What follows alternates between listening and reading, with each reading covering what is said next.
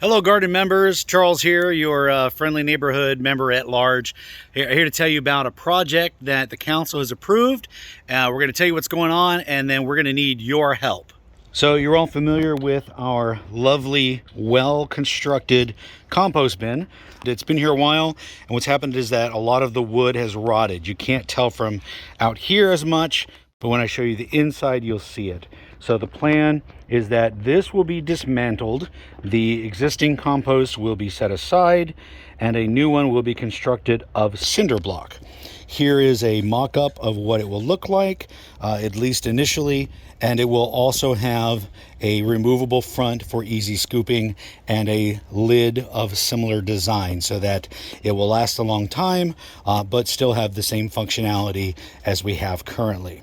So I'll be sending an email to everyone where you can sign up to volunteer to provide the different levels of help we'll need.